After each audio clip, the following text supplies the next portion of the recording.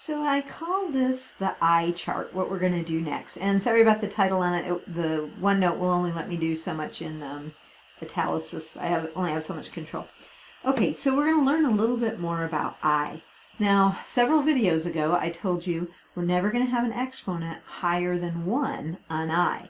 And here's how we're going to take care of things. So I'm going to start you out with just kind of a chart and what I does. So if you have I, that's just I.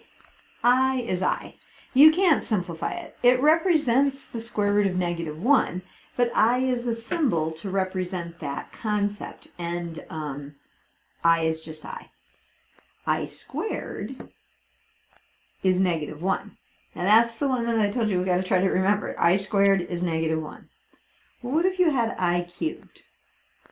Well, I cubed would be equal to I times I squared, right? So if you think about your exponent rules, so that's true, but I squared is -1. So you would get I times -1, which would be, that looks all goofy, I times -1, which would be -I. Okay? So I is I, that's the first one, I to the first power. I squared is -1, and I cubed is -I. Now you might have a guess what I to the fourth is, but if you don't, I'm going to show you. It's I squared times I squared, right? So it's -1 times -1, which is 1. Okay, so it's very exciting. I is I squared is -1, I cubed is -I, and I to the fourth power is 1. Well, what about I to the fifth? Well, when I have I to the fifth, I can just write I times I to the fourth.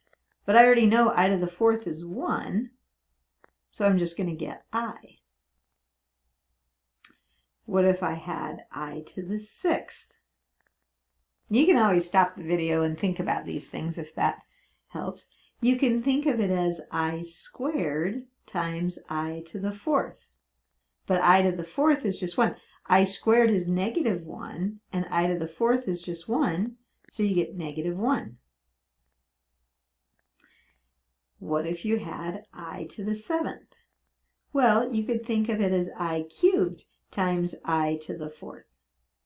But we know what I cubed is. It's up here way back on our chart. It's -I times 1, which is -I. What if I had I to the eighth?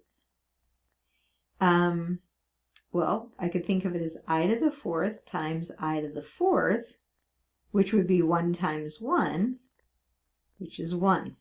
Okay, now you could keep going. We could do this all day, but I'm going to stop there. So look at what happens. It goes I, -1, -I, 1. I, -1, -I, 1. We say it is cyclic. It follows this cycle right here. So it's going I, -1, -I, 1. Then the next cycle, I, -1, -I, 1. And it's going to keep doing that as long as you keep going, okay? So I'm going to stop my chart right there, but we'll carry on with this idea. Well, yeah, we'll carry on with this idea in the next video, okay? Because what if you had a really big number like I to the, 300th power? You don't want to write this out 300 times, right? Okay, so we'll show you how to take care of that.